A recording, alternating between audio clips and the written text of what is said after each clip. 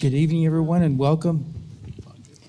Before we start our meeting, I'd like to make an announcement. The Spectrum Digital channel is currently not available due to technical issues, but we are streaming the meeting live on YouTube, San Felipe Del Rio YouTube, and also on Facebook. Again, we are having some technical difficulties with Spectrum, so we are not able to air it on Spectrum channel. It is time to call this meeting to order. Again, this is a meeting of the San Felipe Del Rio CISD Board of Trustees. Today we have a public hearing / regular school board meeting. Today being Monday, February 23rd, 2026. Mr. Secretary, would you call roll for us? Yes, sir. Mrs. Luna Chavez, Present. Mr. Almaraz, Mr. Overfelt, Present. Mr. Mesa, Here. Mrs. Webb, Present. Mrs. Haynes. Here. Sir, I am present. Sir, you do have a quorum. Thank you very much. Let the record show that we do have a quorum of board members and that this meeting was duly called in accordance with the Texas Open Meetings Act, Texas Government Code, Chapter 551. At this time, we will have opening ceremonies, first with a moment of silence for personal reflection. And we do have two former employees that have since passed since our last meeting. Raquel Gonzalez Hernandez, teacher at Garfield for a long time, and Mr. Paulo Ramos, who was a teacher administrator that a lot of us work with. So if we could please stand and have a moment of silence for them.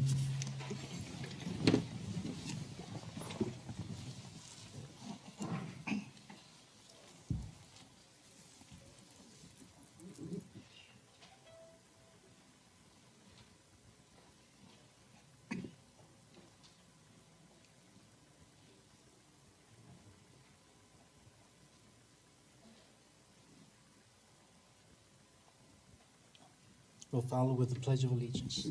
I pledge allegiance to the flag of the United States of America and to the republic for which it stands, one nation, under God, indivisible, with liberty and justice for all. Thank you very much.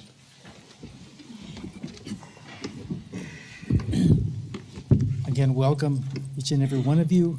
First item that we have on our agenda is recognitions. Item 4A, Del Rio High School Symphonic Orchestra. We have Vanessa Martinez. Good evening, President Mesa, Dr. Rios, and members of the board. The Fine Arts Department is proud to highlight the outstanding work of our high school orchestra.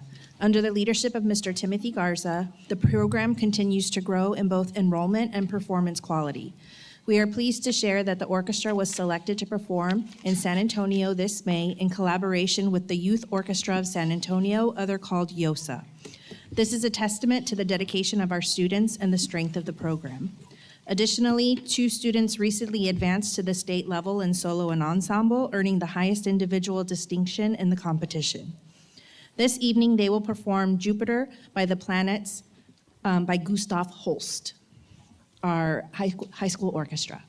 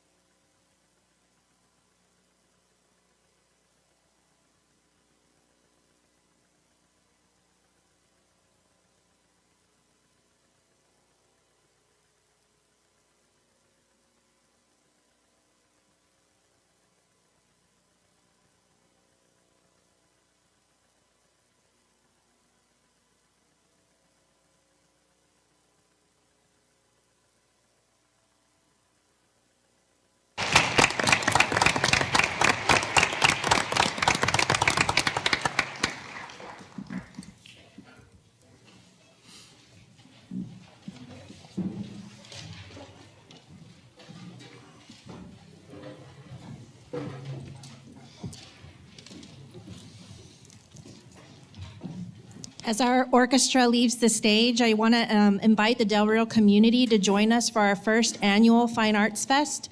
This is going to be held on March 21st at the Bank and Trust Field from 10 a.m. to 2 p.m., where we're going to be showcasing all of our talented fine arts students, including our orchestra band and everybody in between. So please join us and look out for flyers online. Thank you so much. These students make us so proud. It seems like we want to go out and buy them a steak dinner or something, so we'll pass that on to the parents maybe.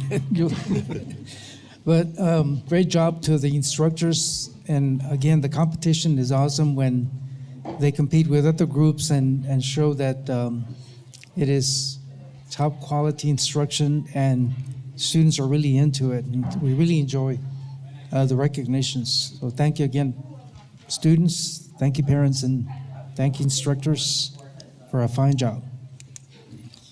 This time we have item B, recognition, career and technical education, CTE month. We have Jessica Guanajuato. Good evening, President Mesa, Dr. Rios, and members of the board. On behalf of CTE Department, we'd like to thank you all for the support you have shown the department, as well as the entire district. Every February, we celebrate CTE month. This month is dedicated to highlighting the incredible benefits of career and technical education. This year's theme of awareness, exposure, and exploration reinforces the steadfast commitment of helping students discover pathways, gain hands-on learning experiences, and explore post-secondary options.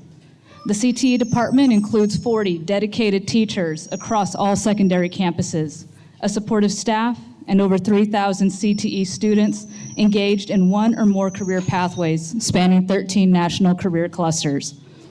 CTE works to empower students to develop essential skills, unleash creativity, and ready themselves for both college and career success. CTE provides a platform for students to shine, offering specialty courses, industry-recognized certification, dual credit classes, and opportunities to compete at district, state, national, and even global levels. Our recent Skills USA competition was held last month, and our welding and automotive students secured several awards, highlighting their skills and abilities. The Laughlin Air Force Base recently awarded the Rising Eagle Award to one senior and junior student in our aircraft maintenance program. This award is given to students for their skills, their ability to demonstrate skill, responsibility, and leadership. And our current robotics team 4063 is currently in their build season, preparing for their March competition. These are only a few of the competitive opportunities available to our CTE students.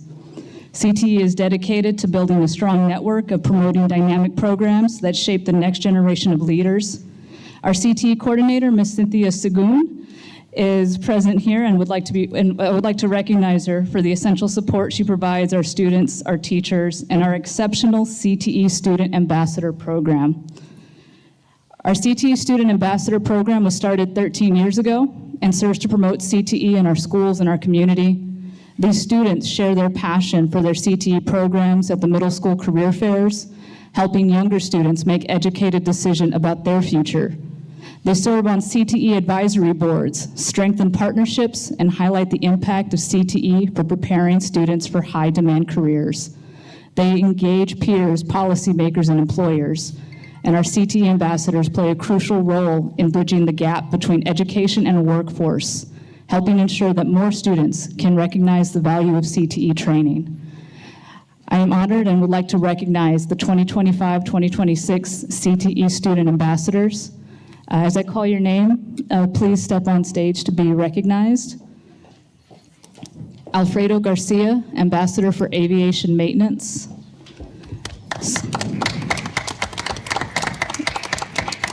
Sophia Castillo, Ambassador for Business Marketing and Finance.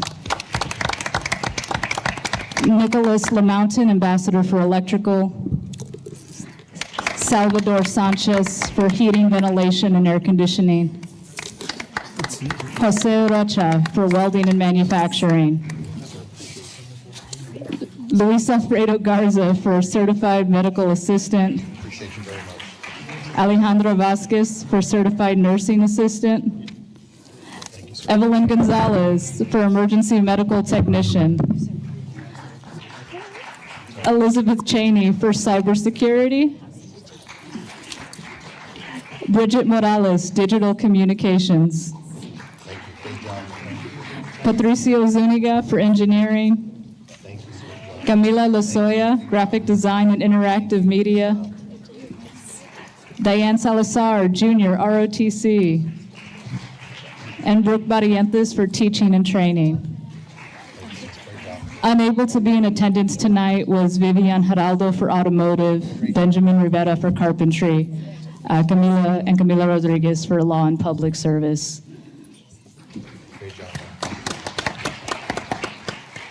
Thank you all ambassadors for all the time and commitment you have put into this role and for being the student voice for all of your programs. Thank you.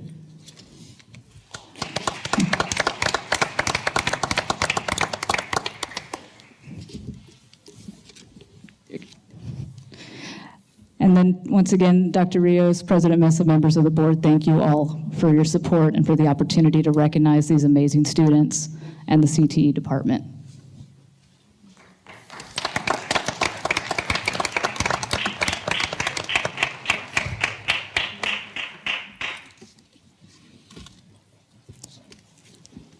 I would like to thank each and every student that is going to be an ambassador or is an ambassador because they do such a great job. I received so many compliments from citizens that attend the meetings, and these students are so knowledgeable. And I'm so glad that we keep adding, like cybersecurity, which is wonderful. I think, again, the public is very always offering us, such. They're so proud of all the ambassadors because they do such a tremendous job. Thank you again, Ms. Guanajuato and Ms. Sehun, again for leading the CTE program. And we're very proud of all the certifications that we get because, again, these students are able to work right out of high school and be able to afford their tuition if they go on to further their education and sometimes open up their own business if, again, so many different branches of certification that they earn. So thank you again. This time we're going to open up our public hearing. Those citizens have signed up for public comments. The public hearing is item 6 on the agenda, is the 2024-2025 Texas Academic Performance Report, the TAPER report. Jane Villarreal. Good evening, Board President Mesa, Dr. Rios, members of the board. This evening, we are presenting the Texas Academic Performance Report for 24-25. Every year, we are required to have a public hearing to review the district report. And so this is our report this year. It is the final report for 24-25. And can be found at the TEA's reporting division webpage. We will be posting this shortly after this public hearing to our district website. And this does include our A through F ratings for each of our campuses and our district, along with distinction designations. On your dais, you should have received the copy of the PowerPoint, along with the last section Z item that you were pending in your USB, along with your binder.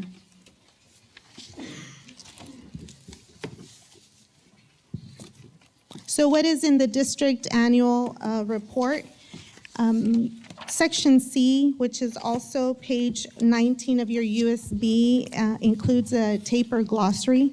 This glossary includes any definitions, any methodologies, or list any resources for data points for the TAPER, and that would be section C in your binder or page 19 of your USB. What is also included in your district annual report? We have section F, and section F is the area we will spend most of our time in tonight. That starts on page 129 of your USB, along with sections for district accreditation status.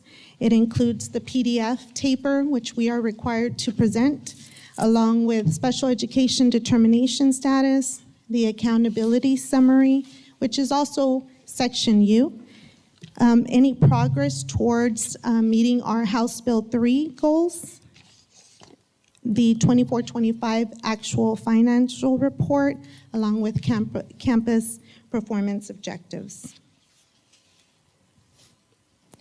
What else is included in our district annual report?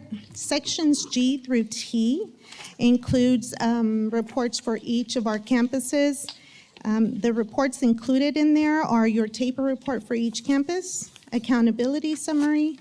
It includes the campus comparison groups, the actual financial report for each campus, and then, of course, the school report card. And last, that's included in our district annual report is those sections that are remaining. We have our 2025 accountability ratings and distinctions.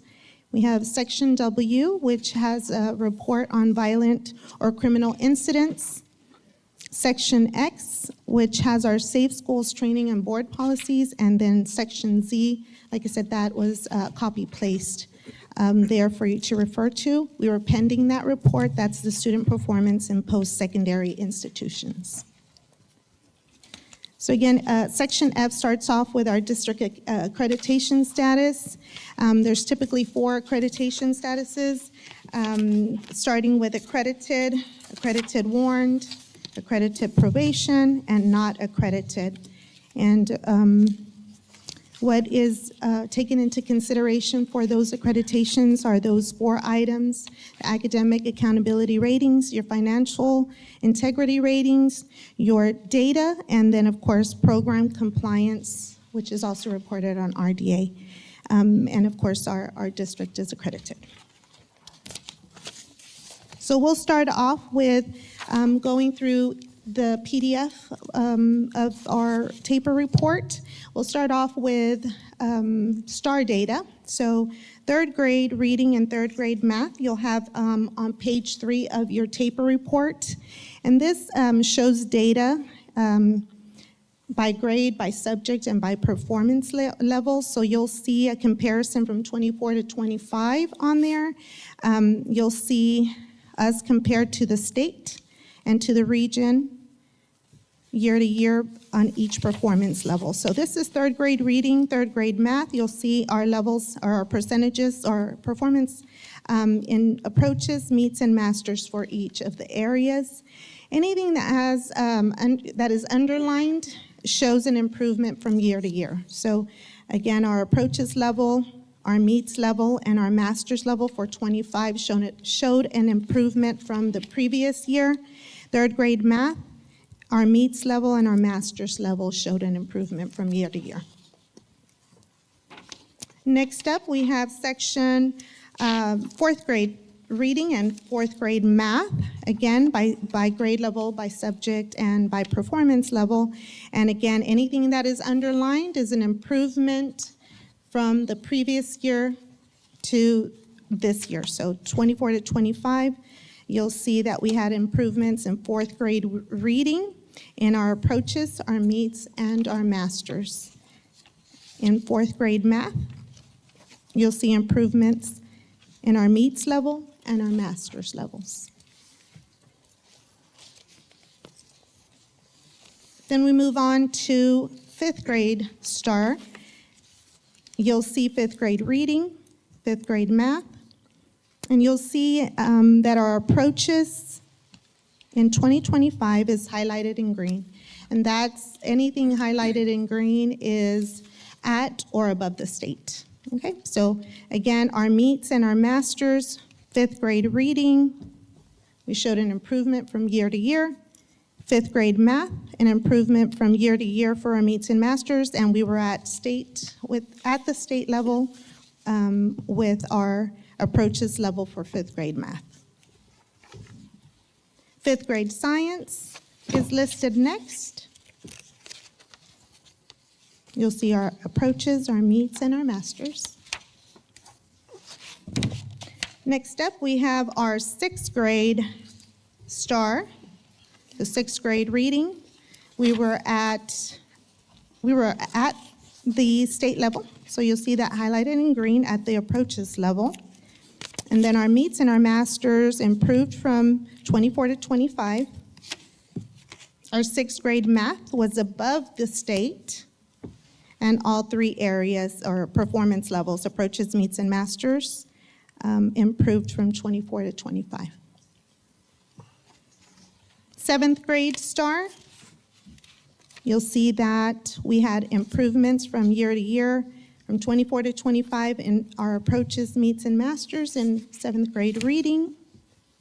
Seventh grade math, we were above the state in approaches and meets.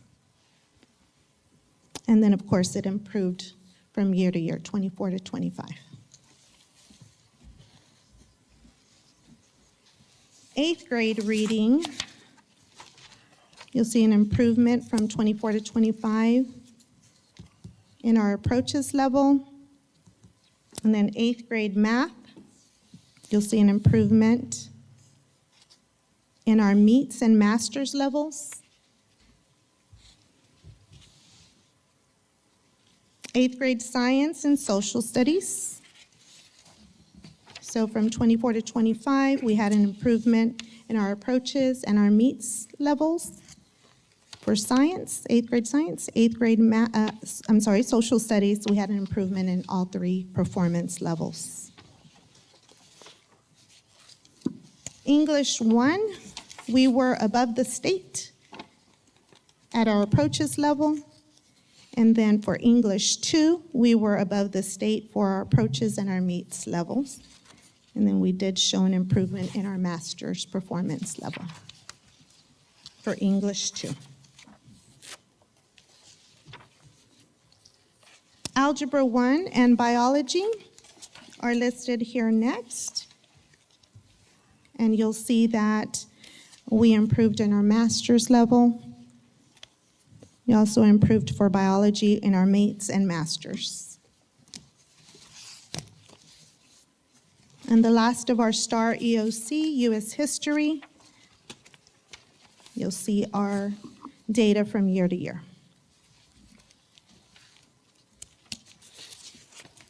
And now we'll move on to school progress, and that is on page 12 of our taper.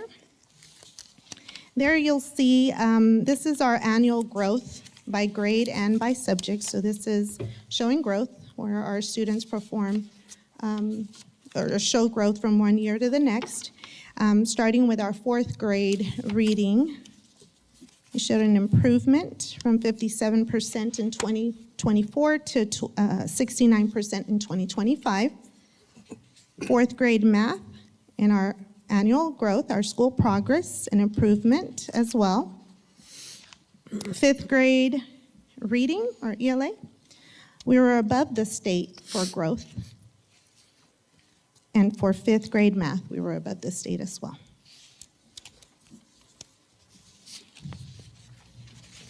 Continuing with sixth grade ELA, we showed an improvement from 24 to 25 in school progress. Sixth grade math, we were above the state, or with the state, I apologize. Seventh grade reading, and then of course we have seventh grade math. Our school progress, we showed improvement from 24 to 25.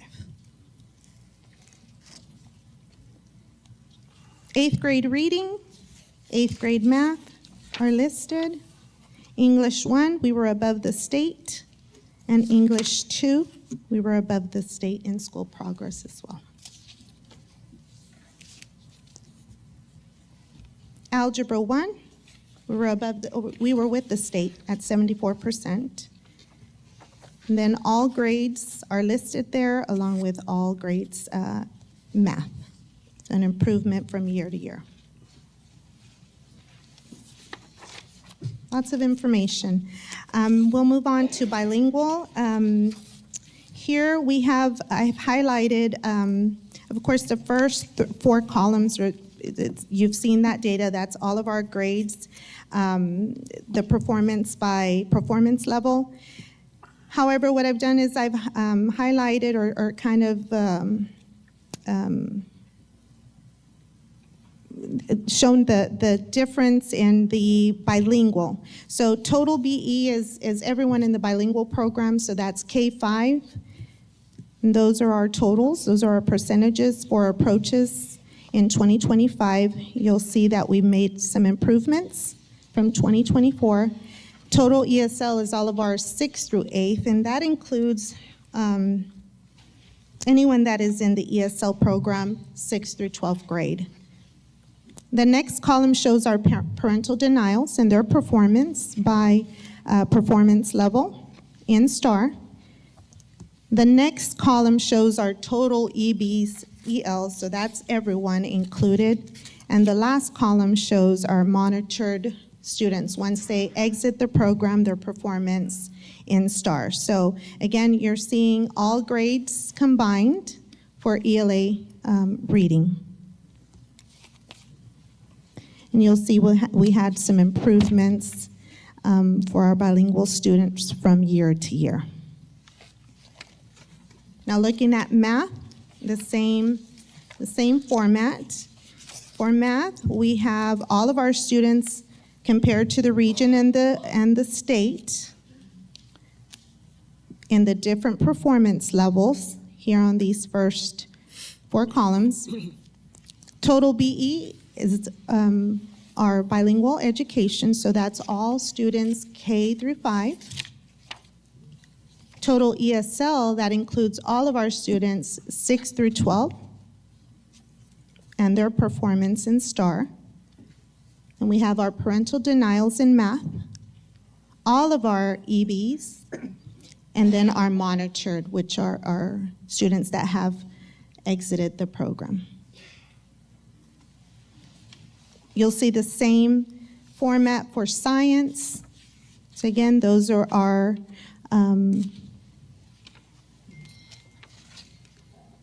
we have us compared to the state, region, and district. And then, of course, our bilingual students are highlighted there.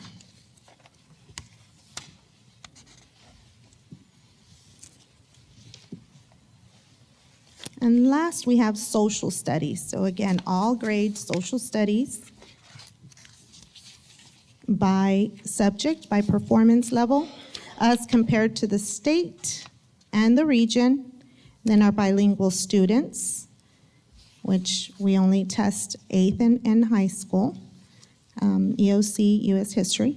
So our total ESL, our parental denials, and then, of course, all of our EBs, and then those that are monitored.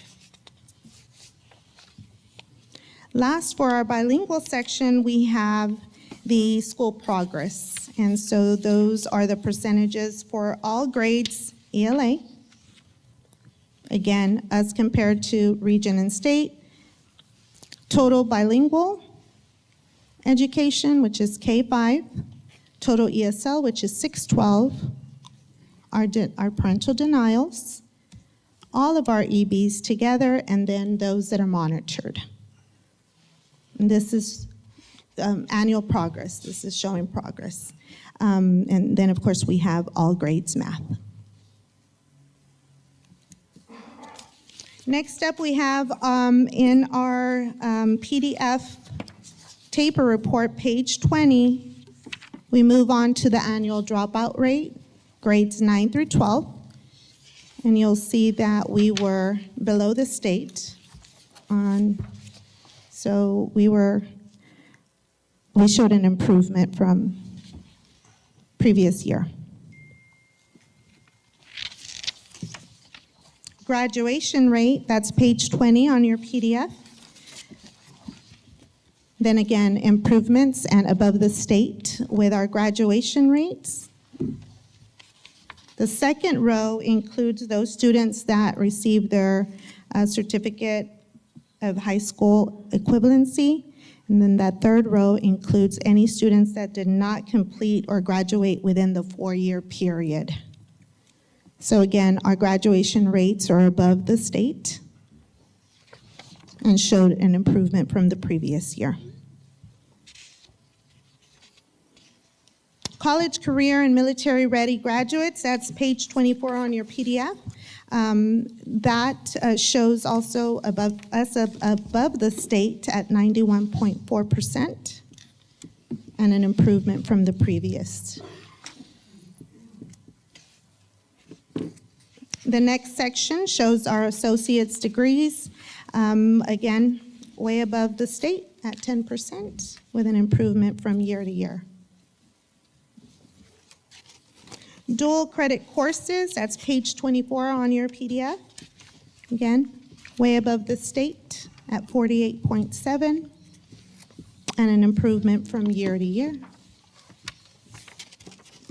The approved industry-based certification, above the state, and an improvement from year to year at 49.0. And the last section is our graduates with level 1 or level 2 certificates. We only have level 1 certificates within our district, and we are way above the state as well, at a 7.9.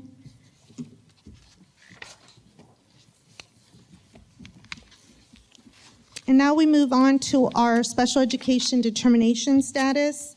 That's on page 129 of your USB. That's the first page of our PDF taper report.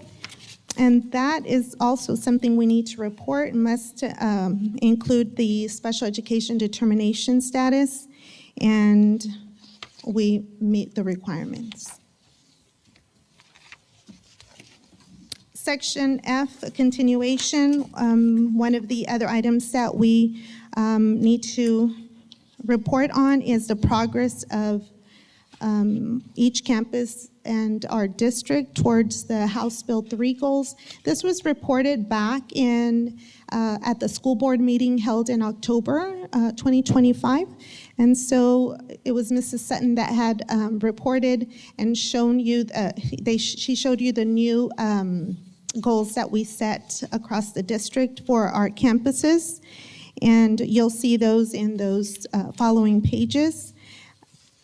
Our new goals, of course, for third grade only, is to increase from a 41 to a 71 at the meets level by August 2030. And again, this was a report that was given October 2025 at that school board meeting. And then you'll see the House Bill 3 for math, third grade. Again, our target is 71% by August 2030 at the meets level. Last is our CCMR to reach 97% by August 2030. And we're currently at a 91. The next section is your actual financial reports, and those include, that's in the orange tab, page 171 on your USB. This includes the district actual financial data for 24-25. Those reports include information on revenues, expenditures, disbursements, tax rates, and fund balance. And then, of course, each campus has their own, which reports expenditures by object, by function, and program expenditures as well. San Felipe Del Rio CISD has a financial rating of an A, and that has been reported at a previous school board meeting as well. And then our campus performance objectives, those are measured through our campus improvement plans, and those are listed in our website under the federal and state programs tab. And they're also available at each campus or at the district central office for review. Section W includes reports on violent and criminal incidents. You have that behind Section W, which is page 724 of your USB. And this includes an annual report about violent or criminal incidents that occur at our at each campus. And that is available for your review. And Section Z is that last report that we included that was not available but is now available. It's there on your dais. And again, this includes information on the most current report is 23-24 high school graduates, and it includes information regarding their grade point average once they go into and enroll into a Institute of Higher Learning, and it reports fall 24, spring 25, and summer 25.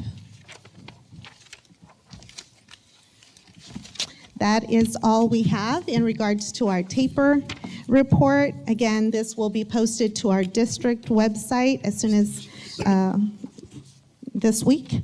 And then, of course, we have paper copies available at each school and here at our central office. Any questions? Yes. First of all, I just want to say, I want to thank administration for sending the taper report. It is a lot for us to digest, and I go through it with a magnifying glass because the numbers are small, but I look at everything. But I'm going to turn it over to board members first before I go on to my summary of this year's progress. Yes, So sir. we'll start with Ms. Vicki. Right now, as of right now, I don't have a lot of questions. I want to go back because that's such a thick taper report that I just want to go back and just study it again. And if I do have questions, I will call you. Absolutely. Thank Yes, ma'am. you. Thank you. Mr. Rupert. We'll start with the good. The CCMR is an amazing thing. When we have the percentages that high, the big standouts, of course, are your level 1 certifications, your individuals getting dual credit hours, those that are earning associates. That speaks volumes of the programs that we have there at the high school. Particularly within CTE, and we saw the individuals earlier who are ambassadors of those programs, and to be able to have, and I should have bookmarked it, but so like dual credit in any subject, for 23, 24, we were at 48, almost 49% when the state's at a quarter or at 25, and then the associate's degrees. 10% of our kids in 23, 24 compared to the state at 3.1 and 2.8 at the region. That's all evidence of a well thought out program that's in place at the high school level, and being able to go in and have those things. And I know from being on the other side, on the college side of it with Southwest Texas College there, we have a lot of times we host other school districts that come from around the state to look at not only what we're doing on our campus, but they're also looking at the ECHS and the CTE, and I've been to other conferences where when they realize, oh, you're from Del Rio and stuff, the CTE program that we have is an envy in this side of Texas, and really in a large portion of Texas, our dual credit program. If we were going to, and I know my vice president at the college wants to do this, is she wants to take all the dual credit students that we have that are participating with dual credit with Southwest Texas College, and it would be great to put them all out on the football field and take one big picture from the stadium or from the tower, looking down on everybody, because it's 1,000-something plus students, and that's just when you go into some of these other districts, it's unheard of. So those are some really, really good points. I know at the elementary level, when we get into reading, when we get into math, those are some areas where we're making improvements, and there's always room to grow. In some of the in some of the campuses that are socioeconomically depressed, that serve those socioeconomically depressed kiddos, we know we can only do so much in the school, and then, a lot of it falls to the parents as well. So, as we approach that 2030 goal and we're moving forward, and ACE does a good job, and it's starting to fill that void, but is there also something that we can look at in the future to start going in and really trying to push more interaction with the families and the parents and the community at each of these campuses? It doesn't have to be just the socioeconomically depressed ones. It can be all of them, where we try and increase the number of reading nights or literacy nights or math nights and stuff like that. Because I'm not going to lie, my son's in the 6th grade, and some of the math stuff that he brings home, I'm like, Dad can tell you all about government history, but some of the math stuff, that's not Dad's, subject and stuff. And so I feel for those that, because it has advanced, the math stuff that it has It's very different. it's moved itself down in the sense of, instead of learning it at this grade, now we're going in and actually we're having to learn it at this grade. We're learning it younger. So for parents, I know that can be a challenge. So that's just something to think about as we move forward. And yes, there's some gains and stuff in there. I'm interested next year to see kind of how this all plays out too, because when we look at the new middle school model, and Dr. Rios has mentioned this before, we've gone in, now that we have the new middle school model where we have the 3 campuses, and it's been mentioned where the kids do really good in certain subjects, and then they would hit 7th and 8th grade and we'd see this fall off. And now, because you put 1,500 7th and 8th graders together, those of us who've worked it before know that, oh man, that's a difficult group to do, especially when the hormones start really going into overdrive.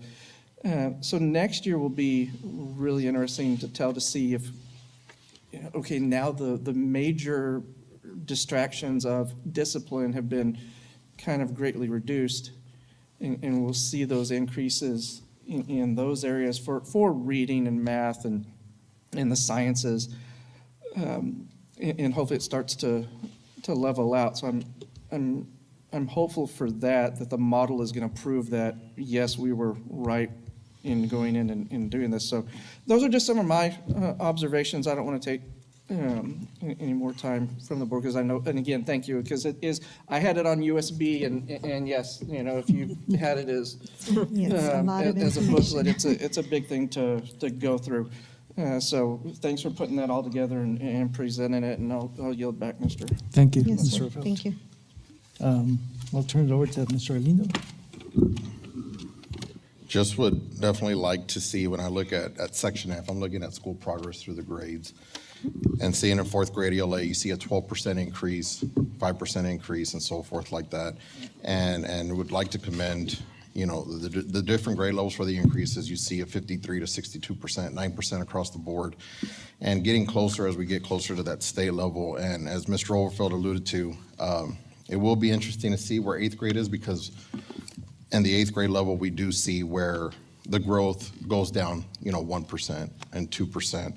And hopefully by moving the 3 middle schools and doing that. What I'm also interested in is understanding how the curriculum changed recently for elementary by going to Bluebonnet, and wanting to see the interest in that, and gathering, not saying it's perfect, but gathering what we've heard, or what I've heard, is that it's a step-by-step process in Bluebonnet, and seeing that it has worked better in some of these cases. But to see a 12% gain in 1 year from 57 to 69 in 4th grade ELA reading, and see some of these gains again, 5%, 9%, and 7th grade math, 31% to 46%, before the separation of the campuses to look for progression.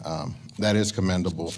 What do you attribute, though, I mean, and whether it's from Dr. Rios or Ms. Villarreal, just the eighth grade, what have you heard or understood to, just get that small drop? What do you attribute that to, or is it the curriculum, or what could it have been?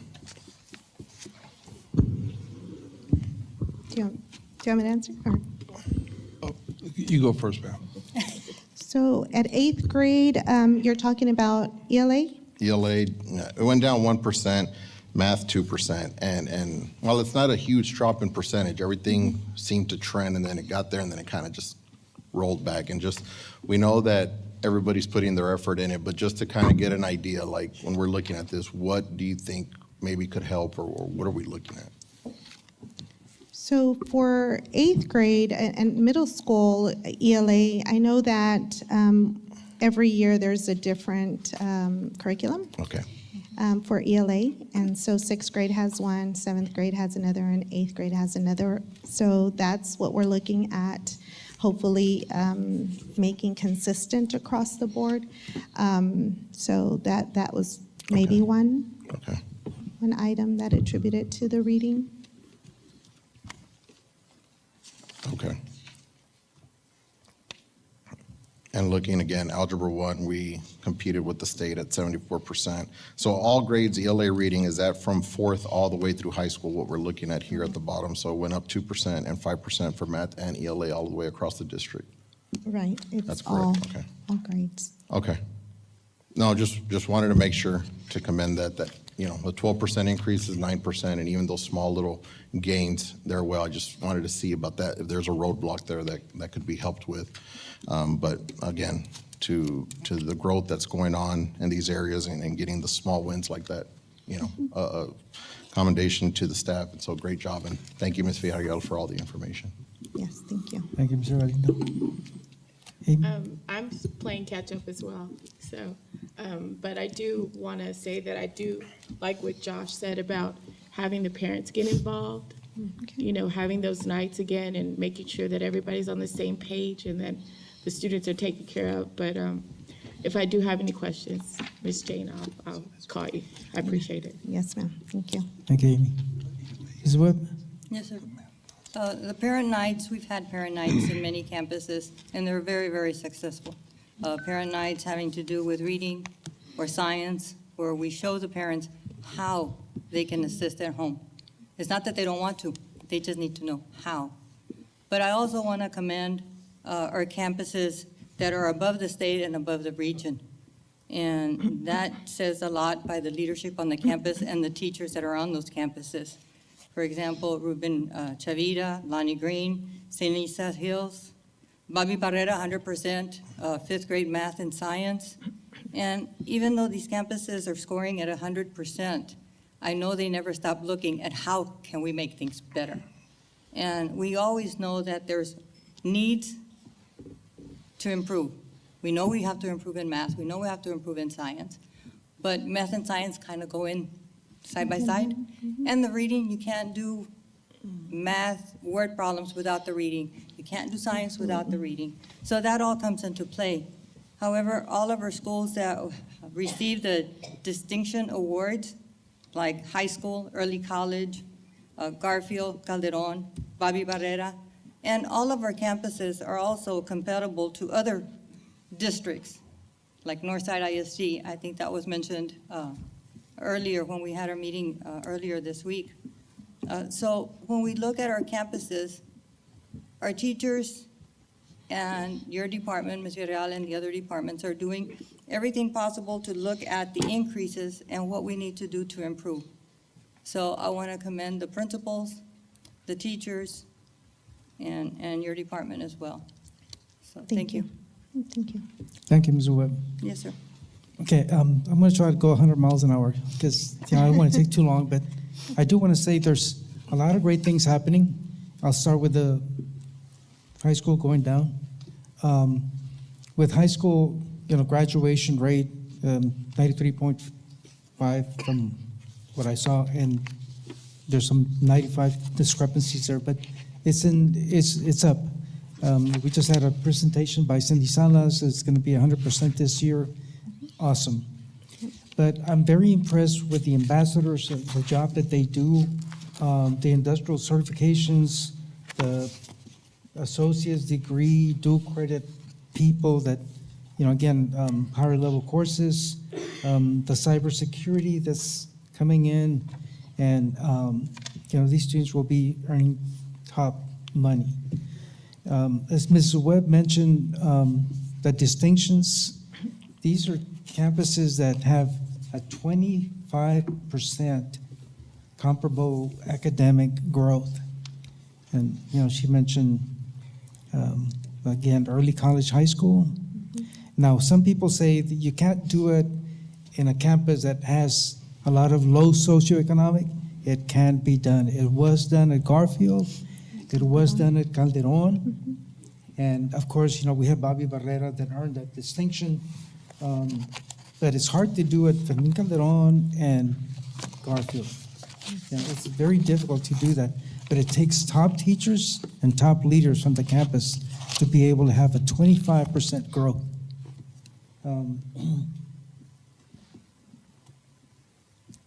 I mentioned early college, high school. Now, I do want to say that when I look at high school, there's so many gains. And I look at individual grade levels. So I'll start with end of course exams. Everything looks great. From, again, end of course algebra, English 2, English 1. And then as we go on down, Mr. Overall mentioned 8th grade. Social studies is very low, 8th grade. Science is low, not only just 8th grade, but it's low at 5th grade as well.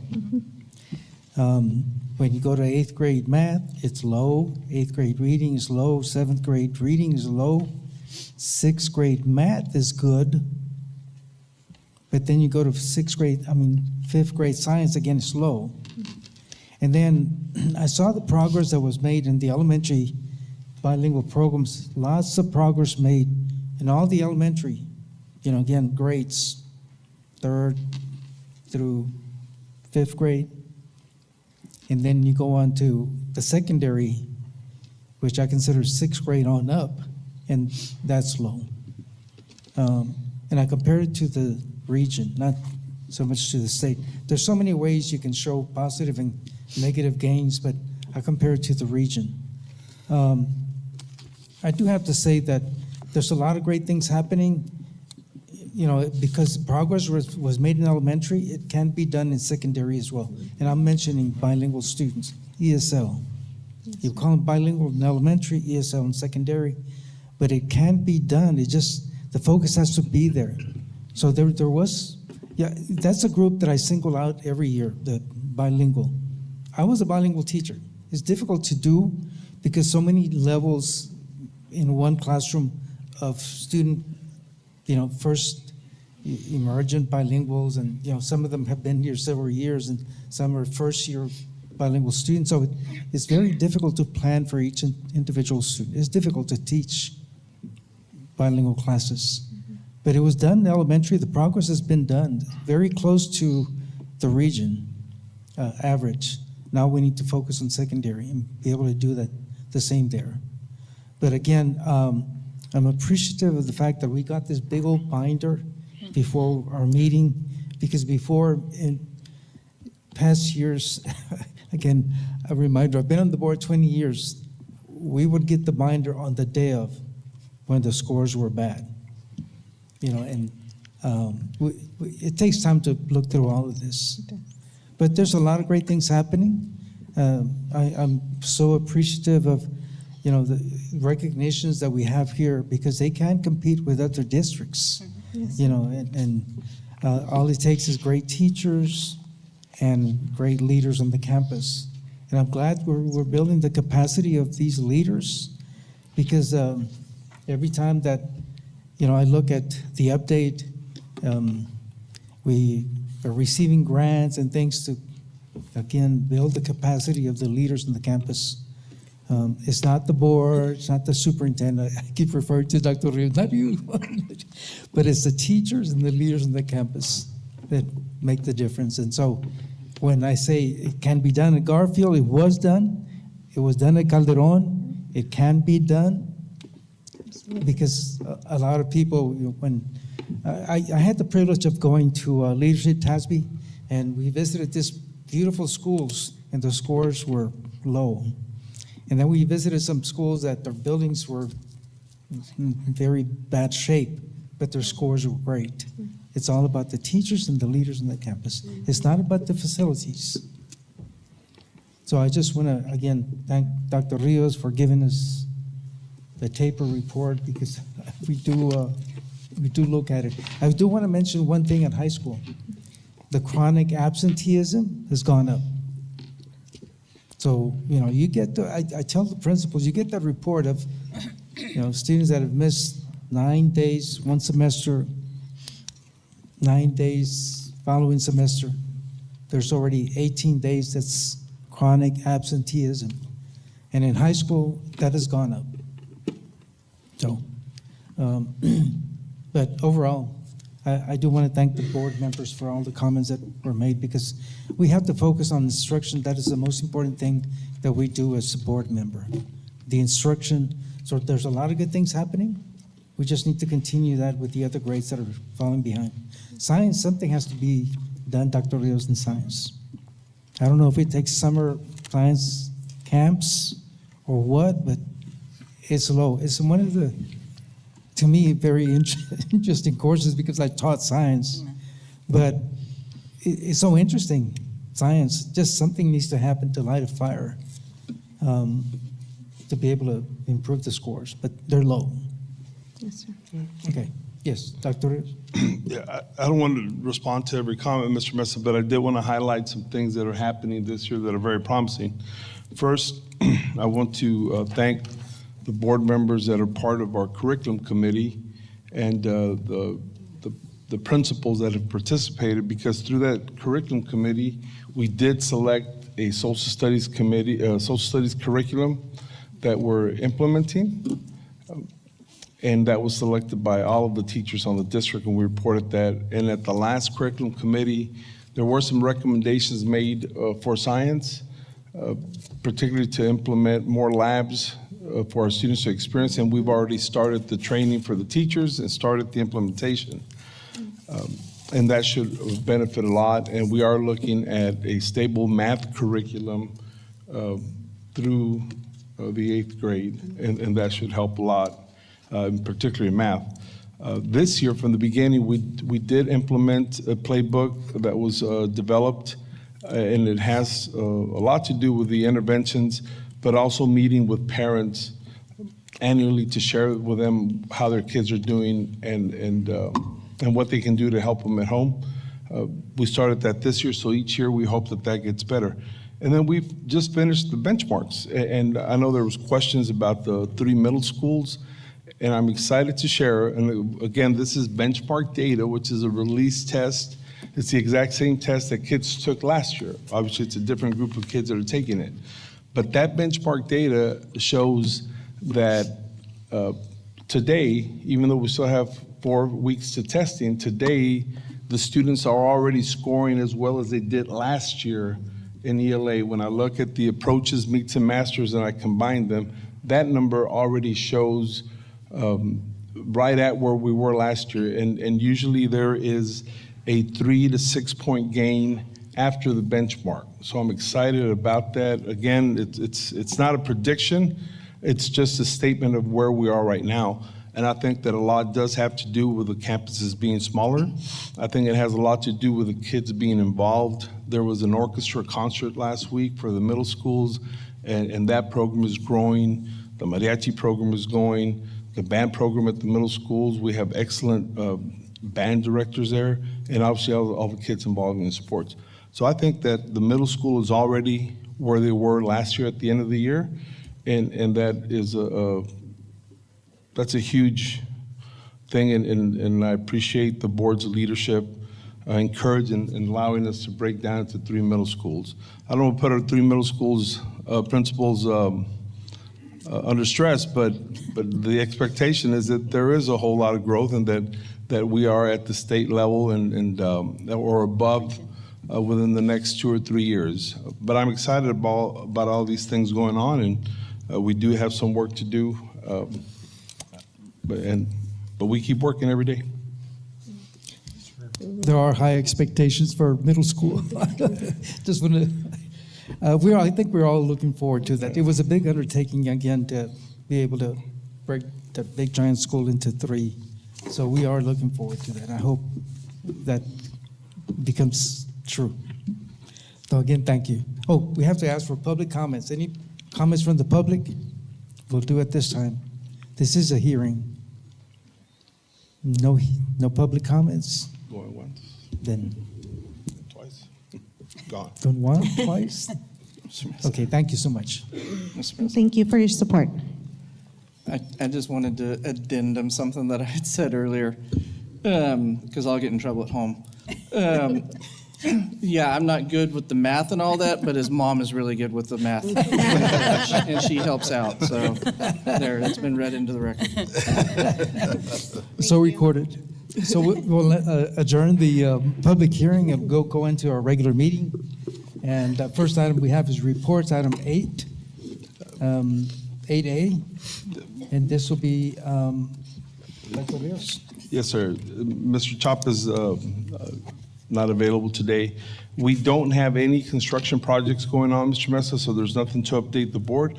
All we have is the work orders, but I can tell you that at the maintenance department, we're still at the mid-80s in the completion, and everything else is in the 90s. We have a lot of other presentations, so if we could just forego those 4 slides, Mr. Mesa. Okay, yes, that was the facilities and construction update, so we have no construction going on, so we'll go on to our next one.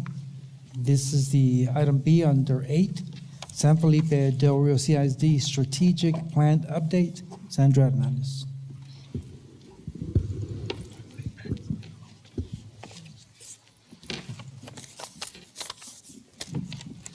Good evening, President Mesa, Dr. Rios, and members of the board.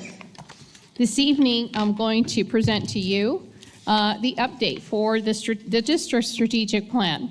This is our 5th year of the district strategic plan, and so we're at the point where we're going to provide you with the update as to how we've been doing with the strategies and working on improving our schools. And so some of the things you're going to find that give you some answers from the previous presentation as to how we got where we've gotten and how we've seen some improvement. So we're going to make some connections here today.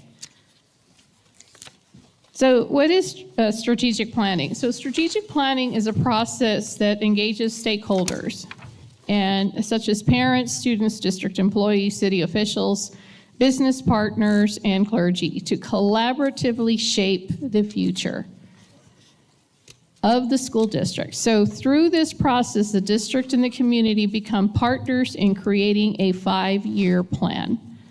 This shared sense of ownership enables districts to overcome obstacles and discover new possibilities for students. So when we think about 5 years ago, we developed a plan and started to think about how can we really excel? How can San Felipe Del Rio really excel and excel our students with the focus on our students?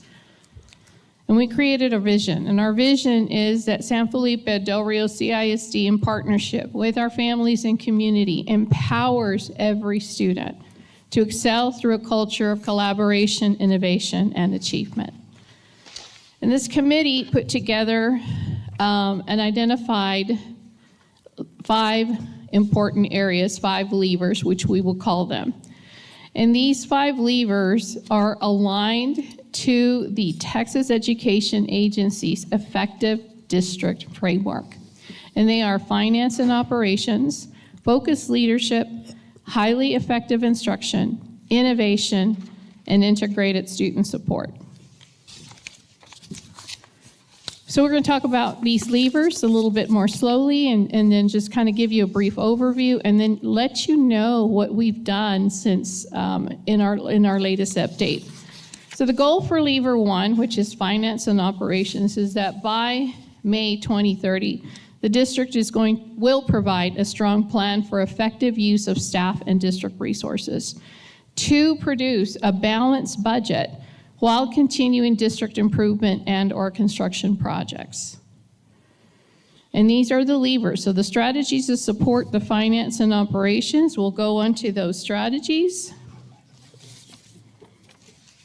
And of course, they are maintaining balance, developing and implementing a 5 to 10-year construction plan, developing and implementing a sustainable district-wide system for the teacher incentive allotment, developing and implementing a Teach Del Rio initiative to support and empower individuals aspiring to become teachers, and then developing and implementing actionable steps towards enhanced TIA.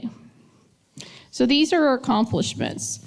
So the accomplishments are that we joined the 2025 Strategic Compensation Cohort with the Texas Education Agency. 41 teachers were awarded Teacher Incentive Allotment, the TIA, in the first year of implementation.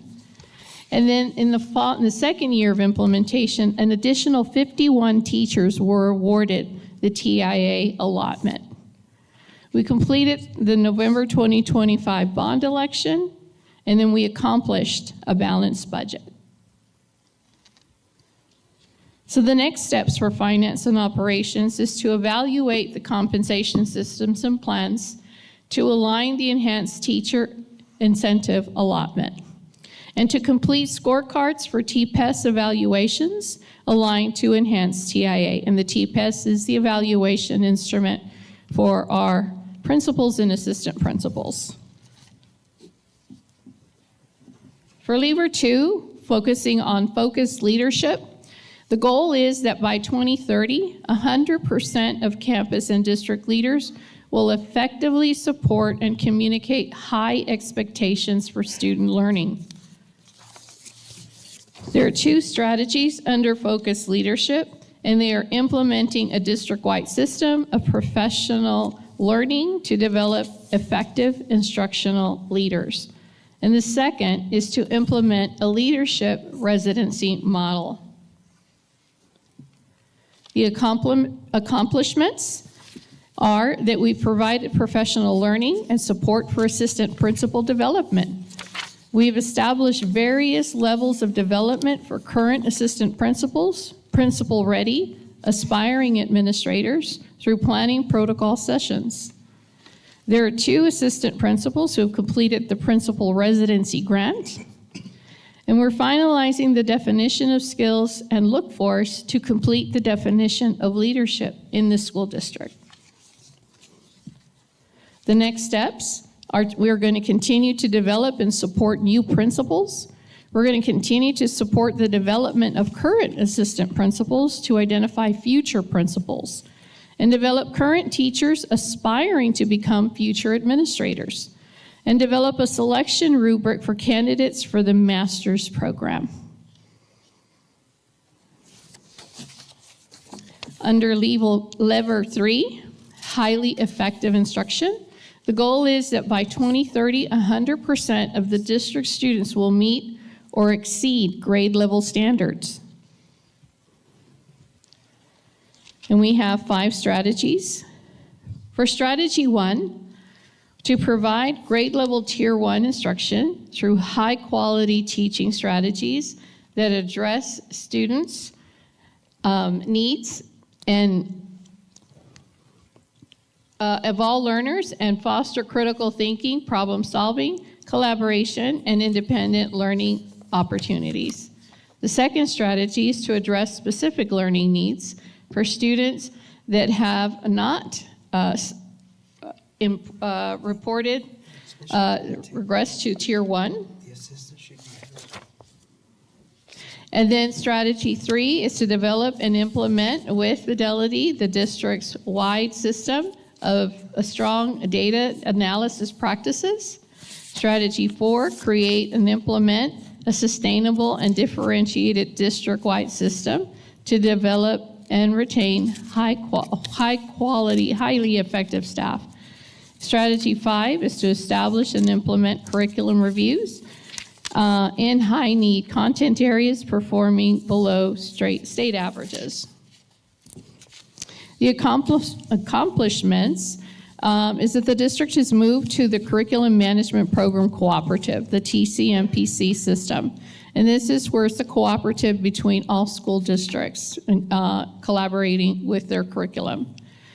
Supported campuses through planning sessions, extended construction response, Bluebonnet math, implementation, early literacy program, established curriculum review committees for all core content areas, reviewed science, as mentioned earlier, adopted new social studies curriculum, implemented recommended science professional development. The other accomplishments are the established curriculum review committees for all core content areas, reviewed science and social studies curriculum to support the TEKS and tested curriculum alignment, implemented individual student prescribed interventions plans for all students at all campuses. The next steps for highly effective instruction is to increase the rigor of interventions to ensure alignment at grade level or higher. Review middle school math and elementary reading language arts curriculums to ensure alignment to the TEKS and tested curriculum. Conduct a data review of CCMR, early literacy, and kindergarten readiness to maximize STAR performance. Conduct middle school science lab consultation sessions. For Lever 4, innovation, the goal is that by 2030, the school district will offer well-established innovative programs to 100% of the students.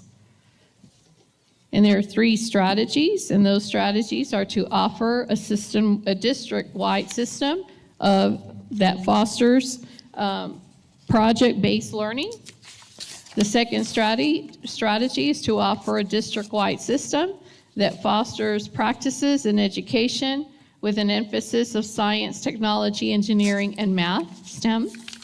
And the third strategy is to offer a premier dual language program that cultivates bilingual and biliteracy students. The accomplishments for the innovation program is applied and entered into the New Tech Network.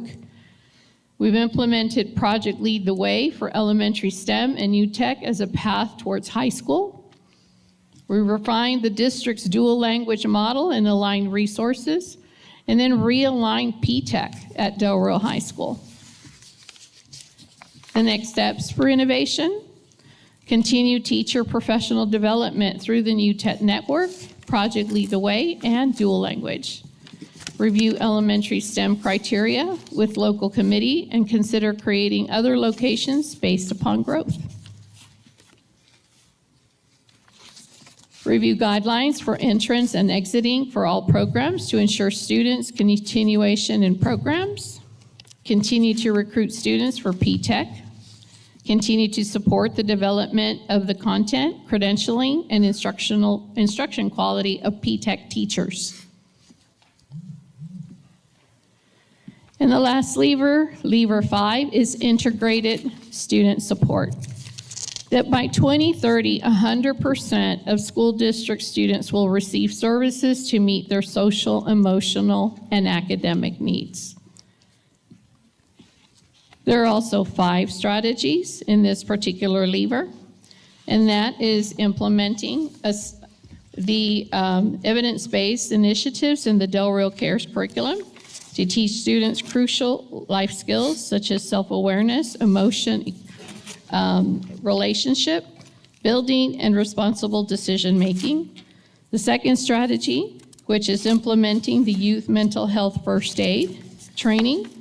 The third strategy is to create systems and action plans for instructing about changes associated with puberty, sexual health, and abstinence in the 5th through the 9th grades. The fourth strategy is implementing a set of practices and approaches to re-envision and redesign the current middle school structure by August 2025 in order to foster positive learning and experiences to support academic growth in the middle school students. And then the last strategy is to implement methods for strong multi-tiered instruction for students to help improve them overall well-being and academic performance.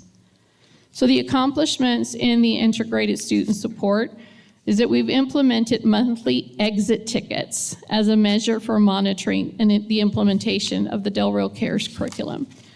We began implementing state-required youth mental health first aid training to all campus staff to identify those risk factors and signs of common youth mental health issues.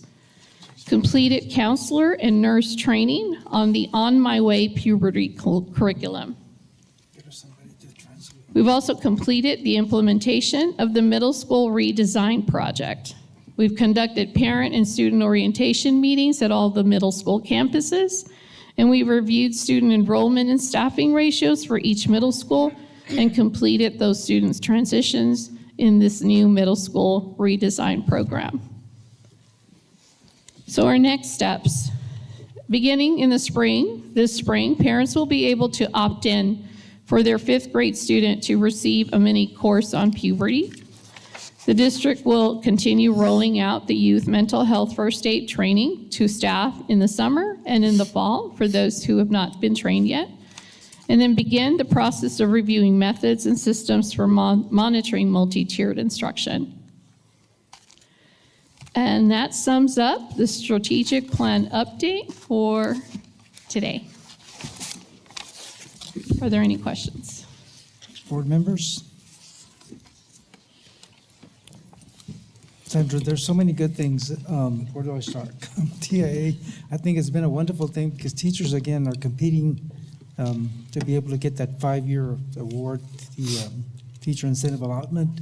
But not only that, it's just the improvement in instruction, because that's how you improve scores and grades. The other thing that is coming up is, the conferences with parents, which will be 2 per year. I think that's a wonderful thing, and then dual language. But those are only like 3 out of so many things that are planned to happen. So those are wonderful things, and I think it'll make a big difference. Dr. Rios? Mr. Mesa, members of the board, when we review the strategic development plan, the reality is that a lot of what we planned 4 or 5 years ago has already happened, and a lot of it has already been celebrated. I just want to mention to the board and the community that we have to plan to come up with a 3rd strategic plan. Our first strategic plan led to early college high school, the expansion of CTE, that whole first wave. Okay, then this is the 2nd wave. But because most of this is already completed, now there's always going to be updates, and we have to not treat it as a one and done, but continue to grow and nurture those programs just like we nurture CTE and all the other programs that we established with the first strategic plan. We do have to think for this coming year, not the year we're about to finish, but sometime next year, we do have to have our 3rd strategic plan to shape the district in the future. Is it going to be heavy on construction? Is it going to be bringing other innovative programs? What is it that the community wants? But this strategic plan is just about entirely completed. I know that the curriculum piece is still out there, but Jane, the grant that we just got from the LASSO 4, what's the dollar amount? The one having to do with implementing high-quality programs. The one you're leading, not the one Amy's leading. 900,000. So we got the $900,000 grant, and that's going to help us finish off the implementation of whatever curriculum we select for ELA and for middle school math. Anyway, the bottom line is this strategic plan by next year should be completely done. And I just want to mention to the board 12 months ahead of time that we need to engage in the 3rd one so that the district can continue to grow. I'm glad those things that we mentioned, like science, for example, it's being addressed. And so it's great to see that, we have plans in place to improve instruction and everything else in regard to facilities and so forth. Any further questions? Thank you so much. Thank you, sir. This time, we have the consent agenda. Again, there are some minutes, some meetings. Look over those minutes if there's any corrections to be made. Again, one action will approve all items on the agenda. As always, we're appreciative of people donating. Those will be posted on social media, the donations. And as always, we are thankful for organizations and businesses and individuals that contribute to the different programs throughout the district. Are there any questions for any item on the consent agenda to be pulled or further explanation? None?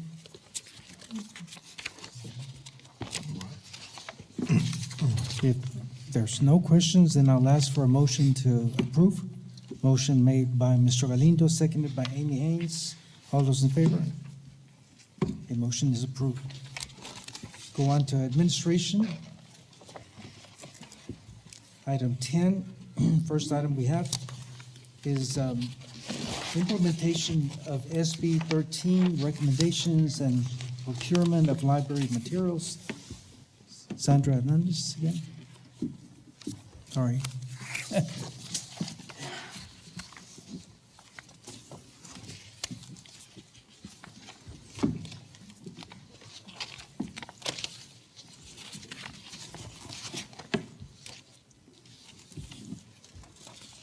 Good evening once again, President Mesa, Dr. Rios, and members of the board.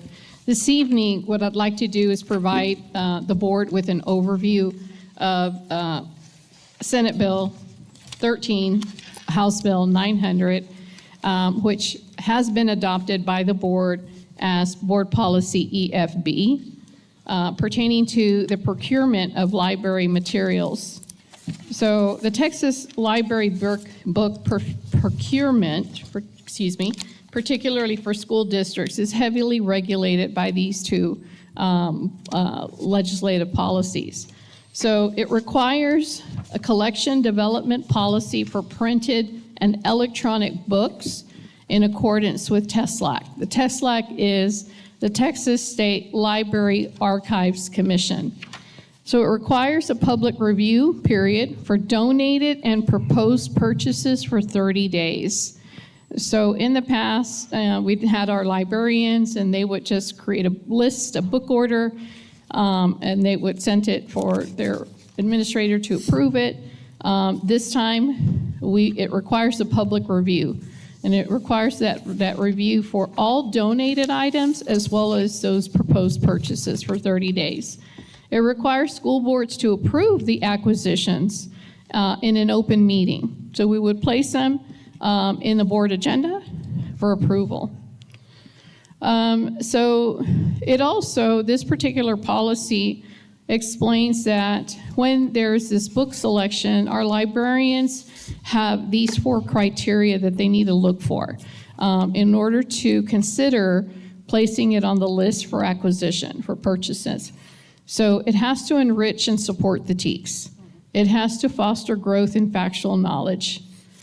The books have to encourage the enjoyment of reading, and the books have to represent that ethnic, religious, and cultural groups across the state.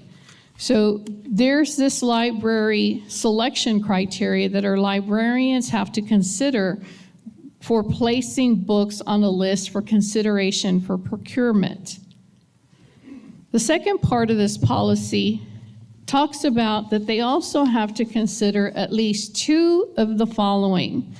There's 7 things, and they are either to get recommendations from students, parents, and guardians, teachers in the district community, consultation with district teachers and library staff, extensive review of library material. They also can consult with library staff from other school districts as to which books to purchase. Context of the library material, including the overall fit within their existing collection. So in other words, they really want to study what they have and what they need, so that they can consider, well, I want this set of material, library material for purchase. And then they have to review their library material for those sources, those professional sources, such as journals, look at recognized professional education or content journals with book reviews, national state award recognition list, library science field experts, and highly acclaimed author and literacy expert recommendations. So they want them to really study, are these books a good fit for our schools? And then look at coverage of topics of their authors, the series, the genres, what they fill the gap that they have within their own library collection. So the idea of, before they get to the point of putting a list together, they should consider at least 2 of those items that are on the list, so that they can determine what their list should be for procurement, for purchasing library books, library material. The board policy also says this regarding the procurement process, that the board shall consider the list of library materials that have been donated or proposed by the administration for procurement. Each board member may propose changes before the board takes action on the list of donated or of the proposed library materials. So for example, if librarians put together a list and the board reviews the list, the board may say, I'm going to make a change from that list because I believe that maybe perhaps this particular material source or library source may not be a good fit. And so just know that the board has the option to do that even before it comes forward for adoption, for approval, excuse me. And then the last piece is that the board shall either approve or reject the library materials that have been donated or proposed for procurement. And then we have to then, once we have the list, we have to at least 30 days prior to the board's vote, accept donated library materials or approve the procurement of materials. The superintendent shall make accessible to the public that list. So we have to publicize the list, placing it on our school district's website, campus website, so that they'll know what books the campus is asking to purchase for at least 30 days before we bring it forward for the board to approve. And that sums up board policy EFB and the process for procurement of library materials. Are there any questions? Has a big change from what we've done in the past. Board members? Sandra, this is so different because again, so many times authors will include some harsh words, but in the normal world, you know, these students are hearing those words, and sometimes just because of 1 or 2 words that, or several words, then we'll, you know, held back from placing that book in the library. It's getting to be real nitpicky. I mean, enjoyment of reading. Everybody enjoys reading. I enjoy reading about cars a little bit more than some other subjects, but it's going to be so difficult for us to, you know, look at everything that is being detailed with this policy. But we have to do it. Yes, sir. One step also that I would like to tell you is that we are going to be training our librarians to look at the lists from TESLAC and look at lists from Scholastic, for example, Scholastic Book Fairs. And so when they look at these lists, they now have the capability of being able to pre-screen the books to see if there is any content that may not be appropriate for their grade level. And so looking up keywords that may just highlight some books that may be reviewed in advance for our schools before it even becomes part of a list. So Sandra, like how do we, you know, there was a question, for example, on a book fair that a parent saw this book at a book fair. We're not placing that book in the library, but how do we even look into those matters. So- We don't know what they bring. Can I, Dr. Rios? can I say something to that? I want to say something to that, Mr. Messer, because when you have book fairs and, the parent, I guess, I don't know the whole total situation, but it's the parent's responsibility to make sure they can take some time out to come to the book fair and make sure what their child is purchasing. Because I just feel like that because, we have to all be in this together. We shouldn't, cancel the scholastics because of a situation. So I just think that we all have to work together and be involved in what we're, as parents as well, is what our child is purchasing, right? So not just sending the money anymore, just maybe coming and looking through and seeing what they're purchasing, because I don't want everybody to be punished or no scholastic book fairs because of a situation where we can all be involved as parents, Yeah, ma'am. To clarify, this particular policy is for the purchase for our school library Right. books. But I also have we're gonna be looking at lists of books, right? We're gonna get these lists of books. And then also the public is also going to, and there's nothing wrong with that. I'm not faulting that at all, but I just feel like there's gonna be some tug of war here. Because and so how do we draw the line on that? Because we may say these books are appropriate, but then you have, some parents that be like, no, they're not appropriate, and we've screened them, and they still don't want them involved. So how are we gonna come to some work there? Because, reading, I just don't want to punish everybody when it comes to different, like Mr. Messer says, there's some books and stuff like that. But I'm struggling with this. I don't really, don't say a lot, but when it comes to reading and books, that's my thing. But I'm having a hard time because I don't want to struggle with the community because we have to be on one accord, but we can't punish everybody. You see what I'm saying? So I don't know, I'm gonna let you talk, Dr. Rios, and maybe calm my nerves there because I think I feel like I'm struggling here, so. Well, before I comment, I think Ms. Becky has. I just wanted to reflect on this. It's something big here, and I feel like we're gonna have to kind of become literary experts in this, in making decisions.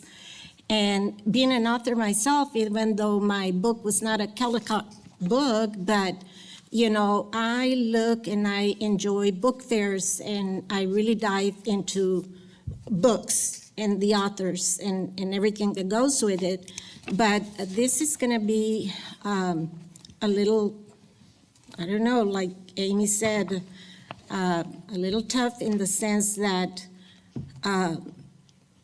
we really have to look at this. And this, again, I feel like it's kind of going to take away the fun of reading for some students, and also looking at the vocabulary. Some of these books, they use very technical, very vocabulary, which I'm for it. But for some students, this is going to be, a book that most likely the parent is going to have to be very much involved and know about what book is good or not, or is appropriate for the student or not. So I'm overwhelmed with this myself. So that's all I want to say. It's that we're just going to have to work together and look at every aspect of choosing library books, along with the librarians and everybody else. Am I correct in that? So Thank you. that's- Dr. Rios? So to try to situate these a little bit, we're going to continue to have the same library budgets that we've had. So we're going to continue to buy a whole lot of new titles for our students. So books will still be available. What it does, though, it does require us to have an awareness of which books are going to be ordered. For example, I'll take Ceniza Hills, for example. On their webpage, Ceniza Hills will post the books that the librarian is recommending that we buy. Now, before the librarian selects those books, there are going to be certain filters that they have to run through for age appropriateness Right. for elementary. Same thing at middle school, same thing at high school. And they'll post that for 30 days to give parents a chance. The tricky issue comes when one of those 150 books that are being recommended, a parent objects to that. They had access to it, they saw it. So we're going to discuss one of the 150 books that are on that list. It is time-consuming, but it is a requirement by the 89th legislature. But overall, we're still going to have a lot of books. It just creates a long process, and then eventually, the board will vote on that list after it's been vetted.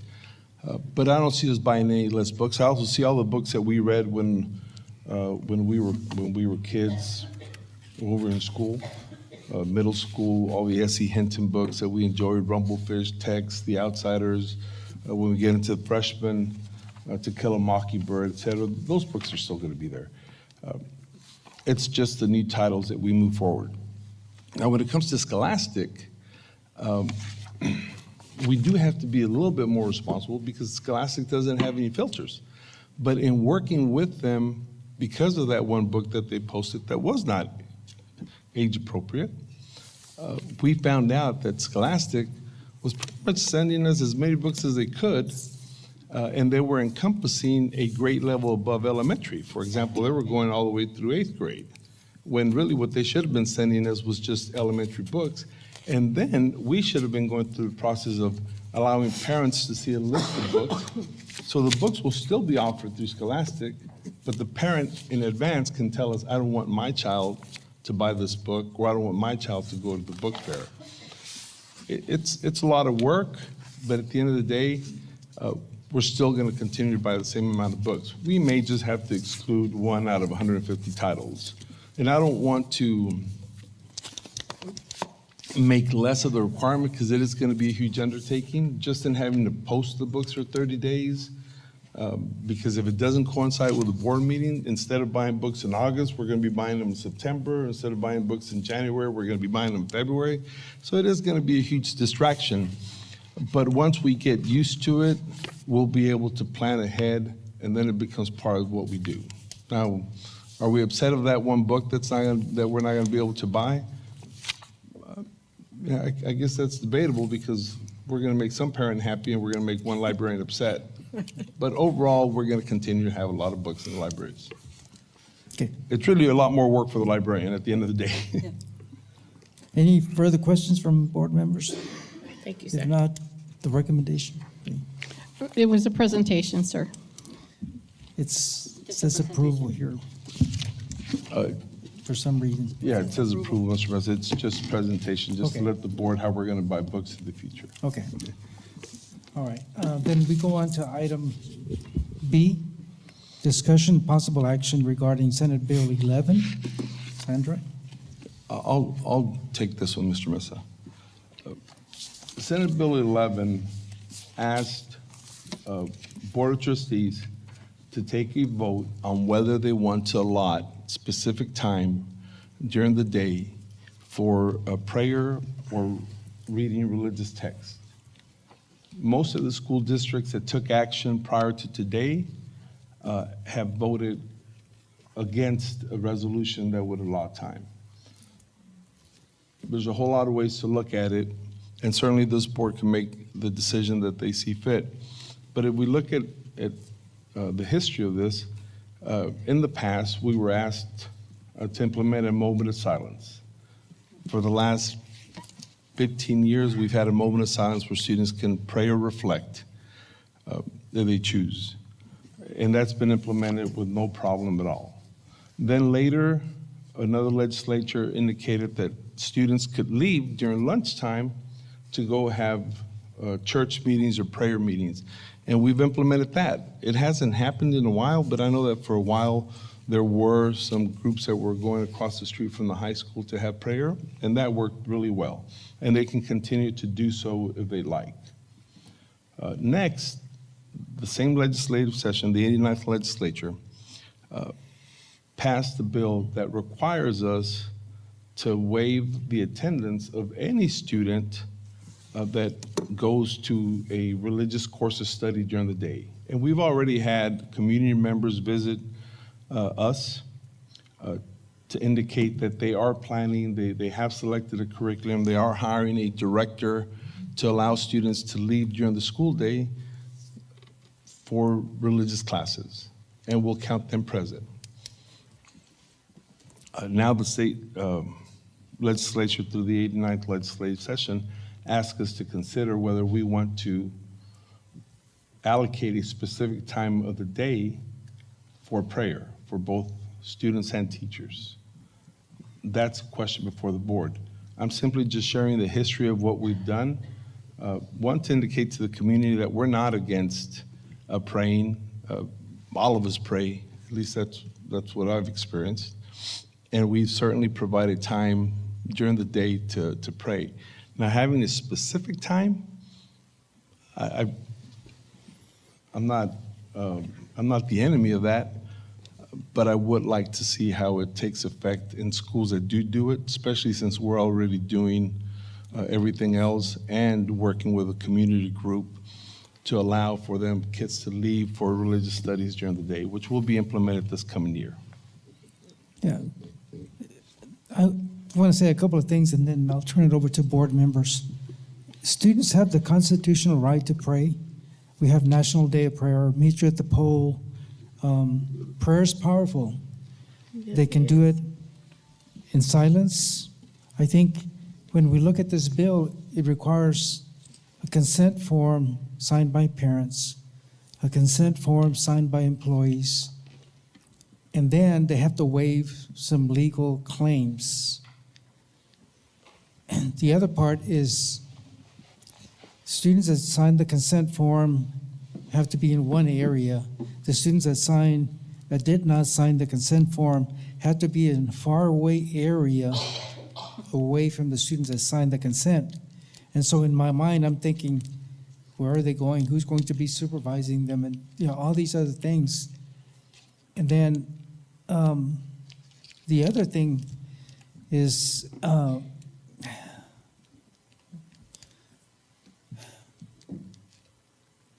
we have,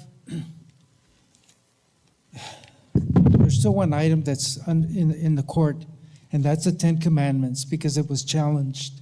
And we don't have a ruling yet on the 10 Commandments in regard to, Louisiana ruled already, but Texas has not ruled on it yet. Because when you start thinking about the different religions, there's so many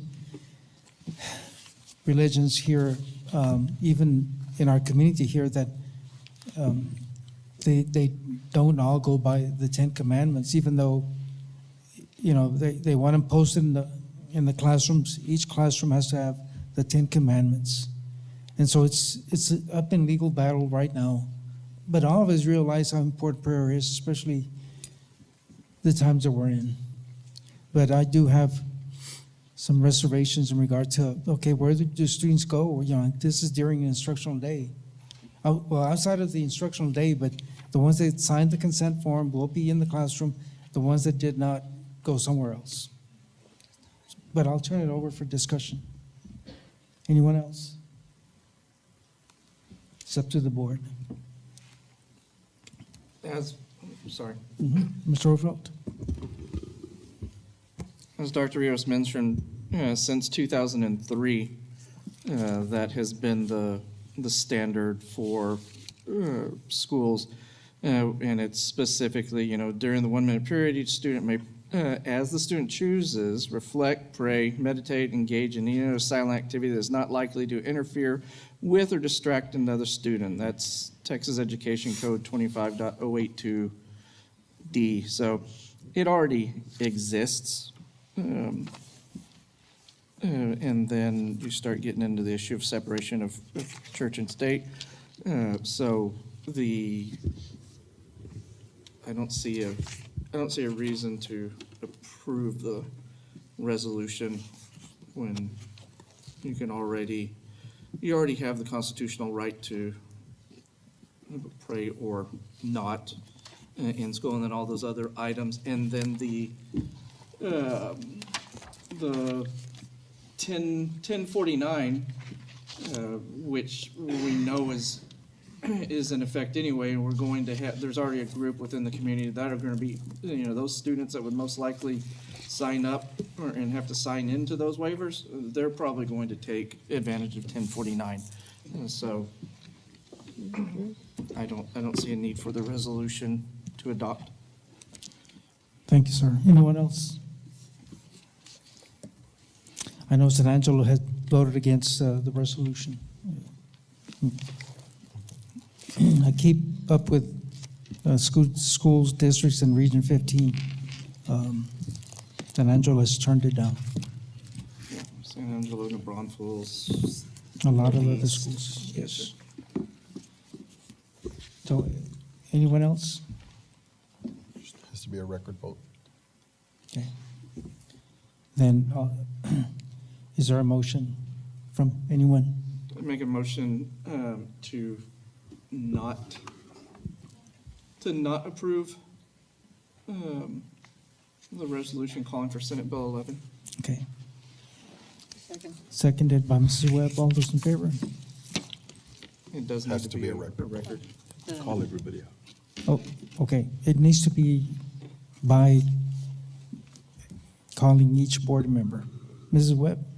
Against. Against? Against. Against. Mr. Against. Rangel? Against. Against. No. Against, And I'm against as well. against. Okay. So the resolution has been denied. We'll go on to item C under administration. Consideration to approve the first reading of TASB Localized Policy Update 126, Part 3, affecting policies. I'll let Sandra do that. There's Good so many evening of them. once again, President Mesa, Dr. Rios, and members of the board. You'll be pleased to know that this is the last of the group of policies from the last Texas legislative session, Update 126. So the district's Board Policy Review Committee met on Wednesday, February 11, 2026, to review the third group of proposed policy drafts in Update 126. So the policy changes in Update 126, of course, are almost exclusively based on the legislative session. Proposed recommendations to these policies include the following: to FA, local parent rights and responsibilities. This new local policy is recommended for inclusion in the district's manual to address Senate Bill 12's requirement to establish a parent portal on the district's website through which parents may submit comments to administrators or the board. FEF local, attendance, release time. New recommended language reflects Senate Bill 1049 requirements regarding release time courses. FFAC local, wellness and health services, medical treatment. A recommended revision and medication provided by parent has been made due to Senate Bill 920, which now allows school employees, including nurses, to administer non-prescription medication in accordance with legal requirements. And at epinephrine, references to epinephrine auto-injector has been changed and updated to epinephrine delivery system. And that's in accordance with Senate Bill 1619. FFB local, student welfare crisis intervention. As required in House Bill 2, a provision is recommended for inclusion addressing the required notification that must be provided to teaching staff when a threat is made against the campus. FFF local, student welfare, student safety. House Bill 2 prompted recommended revisions to this local policy regarding notifying a parent of a student with whom an employee or service provider is alleged to have engaged in misconduct. FFG local is the student welfare, child abuse and neglect policy. There's a recommended change at reporting child abuse or neglect, and it reflects Senate Bill 571's requirement that reporting should be done within 24 hours of learning of the facts giving rise to the suspicion of abuse or neglect of a child. FNG local, student rights and responsibilities, student parent and complaints and grievances. So this revised student and parent complaint policy includes revision prompted by the applicable portions of Senate Bill 12. It includes changes to the deadlines for submitting and responding to grievances. FO local, which is the student discipline policy. There are minor edits that recommend the language regarding video and audio monitoring, that monitoring permissive, and clarify what should happen when video and audio recording equipment is in use. At GF local, which is public complaints, this revised public complaint policy includes revision prompted by the applicable portions of Senate Bill 12, and it includes changes to deadlines for submitting and responding to grievances, public grievances. And the last policy is GKA local, community relations, conduct on school premises. There's language change regarding handguns. It's recommended for revision due to Senate Bill 706. And that sums up the policies that are up for first reading this evening. Any questions for Sandra? Want to read the recommendation, please? No questions. Yes, sir. It is a recommendation of the administration that the Board of Trustees approve the first reading of localized policy manual update 126 affecting policies FA local, parent rights and responsibilities, FEF local, attendance, release time, FFAC local, wellness, health services, medical treatment, FFB local, student welfare, crisis intervention, FFF local, student welfare, student safety, FFG local, student welfare, child abuse and neglect, FNG local, student rights and responsibilities, student parent complaints and grievances, FO local, student discipline, GF local, public complaints, and GKA local, community relations, conduct on school premises, as presented. Heard the recommendation from administration. Is there a motion for approval? Motion made by Mrs. Webb, seconded by Mr. Galindo. All those in favor? Motion carries Thank you, unanimously. sir. Item 13, under Business and Finance, consideration to approve board resolution of San Felipe Del Oro CISD regarding school closure on January 26, 2026. Good evening, President Mesa, Dr. Rios, and members of the board.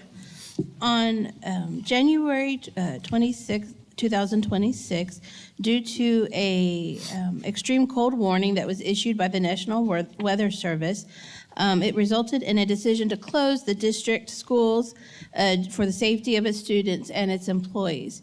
At this time, we are bringing a resolution to the board to consider that would allow the district to pay its employees who were scheduled to work that day but were prevented from doing so due to the unexpected school closure. Any questions for Amy? I think. Okay, hearing none, recommendation. Yes, sir. It is the recommendation of the administration that the Board of Trustees approve the board resolution of San Felipe Del Rio CISD regarding school closure on January 26, 2026, as presented. Heard the recommendation. There's a motion. Motion made by Mrs. Webb, seconded by Mr. Galindo. All those in favor? Motion carries. Thank you. Item 13B, consideration to approve submission of application for the FY fiscal year 2027 Criminal Justice Grant Program application for the purchase of body-worn cameras. Gilbert Sanchez. Good evening, President Mesa, Dr. Rios, members of the board. For this item, administration has submitted the application for the fiscal year 2027 Criminal Justice Grant and is requesting board approval. If awarded, the grant is for purchase of 40 body-worn cameras, chargers, and cloud storage access for 5 years. The grant totals $132,119. There is no local matching funds required at this time of the application.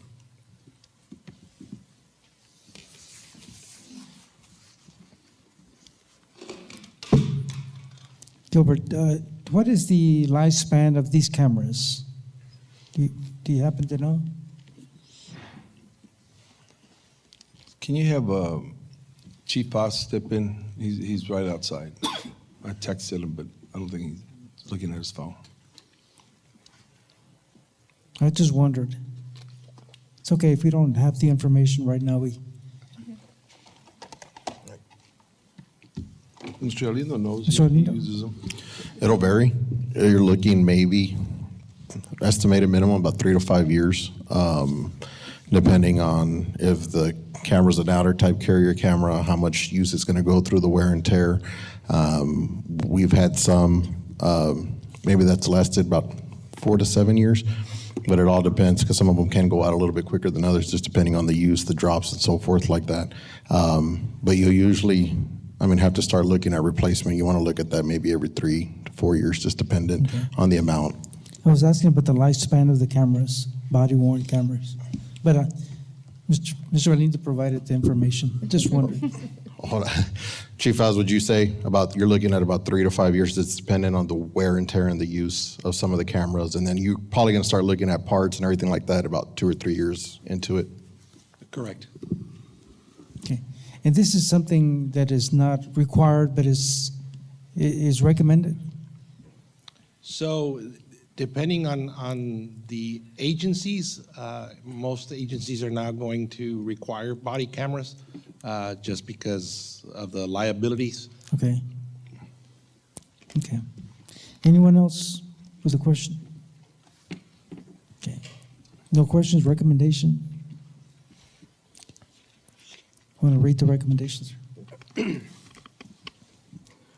is a recommendation of the administration that the Board of Trustees approve the submittal of the application for the fiscal year 2027 Criminal Justice Grant Program application for purchase of body-worn cameras in the amount of $132,119. Heard the recommendation. Is there a motion? Motion by Mr. Alindo, second by Mr. Overfeld.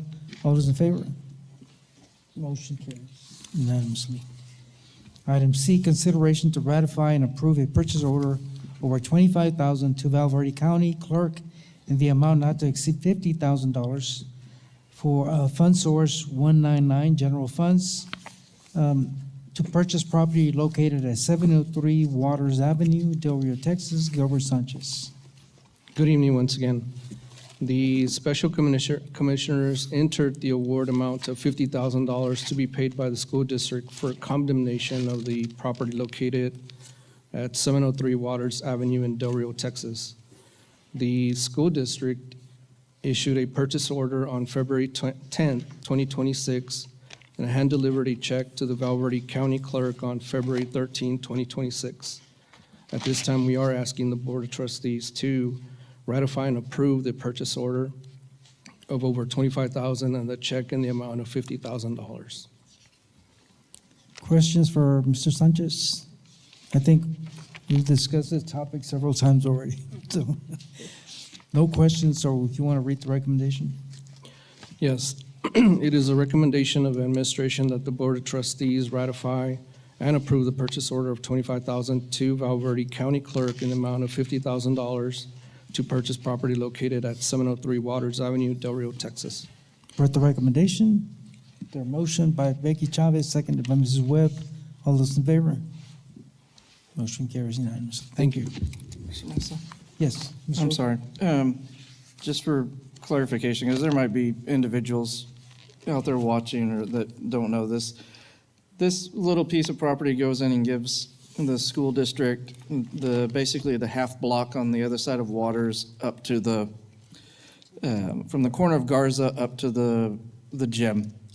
And now that would allow us to, in the future, hopefully build our new tech and our second gym. So that was the reasoning behind all of that for those who may not have been aware. Yeah, thank you for Thank the explanation. Okay, item 14, Human Resources. Item A, consideration to approve the conversion of a student information systems technician to a student data technician. Amy Childress. Good evening, President Mesa, Dr. Rios, and members of the board. Yes, at this time, administration is requesting the approval of the conversion of a student information systems technician position to a student data technician position. Questions for Amy? No. Mr. Galindo? Mrs. Childers, looking at the job description, there's going to be some added duties, and then if we look at D, there's going to be an additional compensation. Was that an excess position that we're going to give that increase to, or how did that come about? Mr. Mesa, Dr. members of Lewis? the board, we have two positions that we are going to be merging into one. There is no extra position. At the end of this year, we will eliminate the second position. So in essence, the current student information systems technician will do the student data technician. That'll be the job. Okay. Thank you, sir. Okay. Anyone else? Okay. No questions, recommendation? Yes, sir. It is the recommendation of the administration that the Board of Trustees approve the conversion of a student information systems technician to a student data technician. With the recommendation from administration, I'll entertain a motion. Motion made by Mr. Galindo, seconded by Amy Haynes. All those in favor? Motion carries unanimously. Thank you. Item B, consideration to approve the conversion of an excess position to federal and state programs coordinator. Amy Childers. Good evening once again. Yes, at this time, administration is requesting the approval of the conversion of an excess position to a federal and state programs coordinator. Any questions for Amy? Hearing none. Recommendation. It is the recommendation of the administration that the Board of Trustees approve the conversion of an excess position to a federal and state programs coordinator. Heard the recommendation. Motion made by Ms. Overfeld. Is there a second? Seconded by Becky Chavez. All those in favor? Motion carries. Thank you. Item C, discussion possible action to approve employee job descriptions and evaluation forms. Amy Childers. Good evening, President Mesa, Dr. Rios, and members of the board. This evening, administration is bringing three job descriptions and evaluation forms for your approval.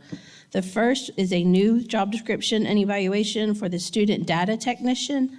The second was an update for the school improvement director. And the third was a new job description for the federal and state programs coordinator. Any questions from board members? No questions, recommendation? Yes, sir. It is the recommendation of the administration that the Board of Trustees approve the employee job descriptions and evaluation forms as discussed. For the recommendation from administration, is there a motion for approval? Mr. Overfeld, second by Becky Chavez. All those in favor? Motion carries unanimously. Thank you. Item D, consideration to approve the updated 2025-2026 district compensation plans. Amy Childers. Good evening once again. At this time, I have some updates to our compensation plan. The first can be found on page 319 under the Administrative Professional Pay Plan. We are adding under pay grade 4 the Coordinator of Federal and State Programs that you just approved. The second item is, it's actually added to your, on your dais. It's under the Paraprofessional Pay Plan. If you'll look at the second page, we are removing under pay grade 6, we are removing the technician for student information systems, and we are adding the new position under pay grade 8 for the student data technician. Then the last item I have is on page 327, under the supplemental stipends. We are adding the lead librarian stipend back to the compensation plan. Any questions for Amy? No questions, recommendation, please. Yes, sir. It is the recommendation of the administration that the Board of Trustees approve the updated 2025-2026 district compensation plans as presented. For the recommendation from administration, Mr. Arlindo made a motion, seconded by Amy Haynes. All those in favor? Motion carries unanimously. Thank you very much. Thank you. We're going to go into closed session. The time is 8:09 PM. We're going to go into closed session pursuant to policy 551.074 and 551.071. If any action needs to be taken, it will be taken upon reconvening into open session. We are now in closed session. Okay, the time is 9:02 PM. No action was taken in executive. We're down to item 18. A, consideration to approve the personnel report to include the following: new hires, district vacancies, retirements, resignations. Amy Childress. Good evening, President Mesa, Dr. Rios, and members of the board. It is the recommendation of administration that the Board of Trustees approve the resignations, retirements, and vacancies as discussed in closed session and the following new personnel: Jacqueline Vasquez for art teacher at Dr. Fermin Calderon Elementary, Amanda Kennedy, special education co-teacher at Dr. Lonnie Green Elementary, and Jorge Martinez, music teacher, assistant band director at San Felipe Memorial Middle School. For the recommendation from administration, is there a motion for approval? Motion made by Mrs. Webb, seconded by Amy Haynes. All those in favor? Motion carries unanimously. Thank you. Item B, discussion and possible action for salary adjustments. Amy Childress. It is the recommendation of the administration that the Board of Trustees approve the salary adjustments as discussed in closed session. For the recommendation, there's a motion from Mr. Overfeld, seconded by Becky Chavez. All those in favor? Motion carries unanimously. Thank you. Item C, consideration to approve the submission of TA application for certification waivers. Amy Childress. It is the recommendation of the administration that the Board of Trustees approve the submission of TEA certifications for certification waivers as discussed in closed session. For the recommendation, there's a motion from Mr. Galindo, seconded by Mrs. Webb. All those in favor? Motion carries unanimously. Thank you. There being no other items on the agenda, is there a motion for adjournment? Motion made by Amy Haynes, seconded by Mr. Galindo. All those in favor? Majority. Thank you. We are adjourned. Thank you and good night, everyone.